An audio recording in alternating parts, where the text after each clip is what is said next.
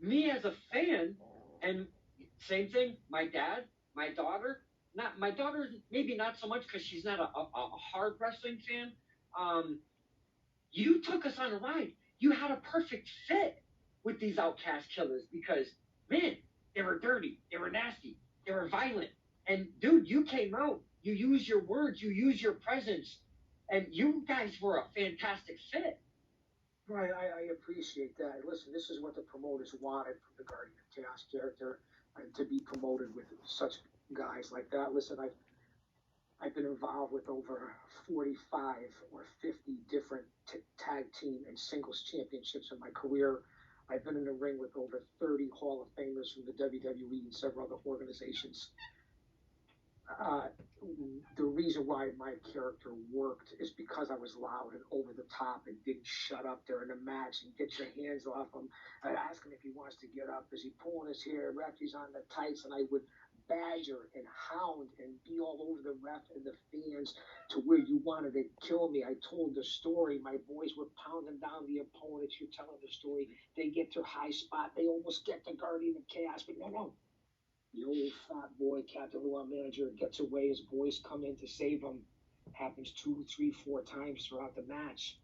Then by the time, because I've been pissing people off and been so loud and so annoying as the persona, the character of the Guardian of Chaos, you're like, get this motherfucker. Who's going to get this fat son of a bitch? Who's this fat guy that keeps showing up, throwing his sweat on people?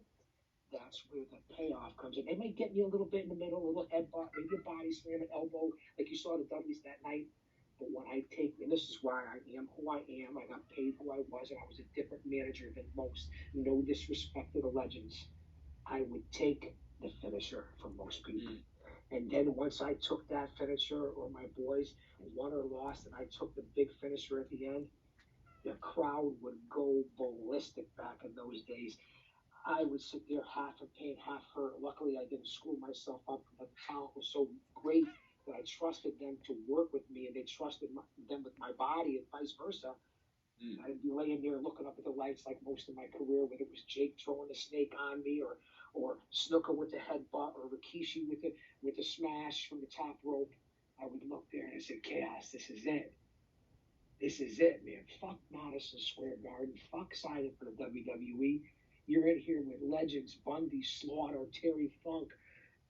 You're looking up at the lights. You weren't living your dream of that full-time pro wrestler, but you made it. You adapted. You overcame. You adjusted your character. You paid your dues. Now you're in there with the stars, independent or not. And looking up at the lights, I was maybe probably the happiest guy in the world, because no one can ever take that away, my friend. Absolutely. A lot of hard work, dedication, effort, sacrifice. The word sacrifice in wrestling is a very capitalized, big, huge word that is part of wrestling. Sacrifice may be time from your family, time for, uh, your daughter or a niece or somebody is in a play or a recital or a chorus or just family functions, holidays, some of that shit you never get to see because of what you have to do in order to do what you're doing and to get that name out there, to get your brand known.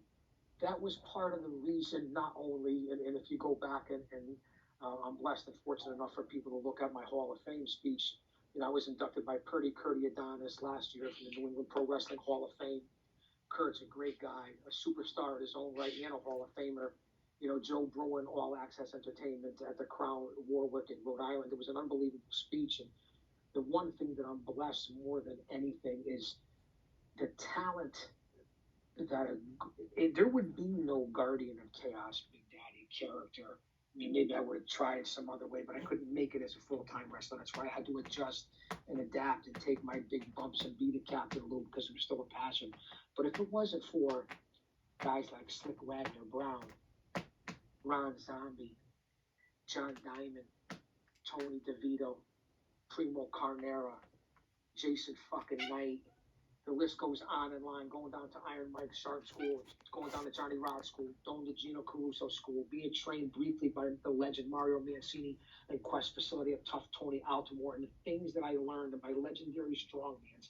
I will never forget those guys that agreed to work with me. Your Kurt Adonises, your local independent stars, your real deal Joel Davis, all the different guys, your hippie freak Nick Richards, the 187 Homicide, Joel Gertner, to be able to work with these guys and then to be able to work with guys like Tommy Dreamer, Kurt Angle, John Cena, Christian, Bundy, Slaughter, you know, I'll name drop. I said in my Hall of Fame speech, the Bushwhackers, the list goes on, and we could talk about that. That's what I'm blessed that these guys felt, and the promoters and the boys and the girls of the locker room, the peers, put enough trust in me to get them over, because that was my job. Mine was only to get myself over this much. This was for the boys. That's what you were here for. It's not about you. I had to suck that up with ego and pride. Say, hey, listen, Chaos, it's not about you. It isn't about you. You get yourself over how you do on your own time. But when you're there representing someone else, you're there as the mouthpiece of them to put the shine on the people that you represent. Don't ever lose sight of that.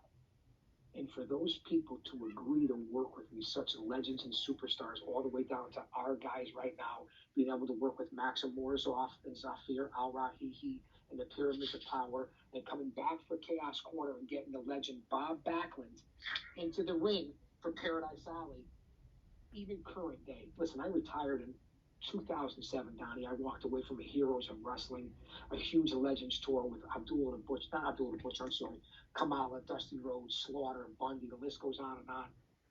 And I was in my 40s, mid 40s, I walked away. A long story and a long road through the Chaos history. So, you know, I'm rambling on here, but these are the things that I'm thankful for. The workers, my peers, the unbelievable full-time grapplers that let me work with them.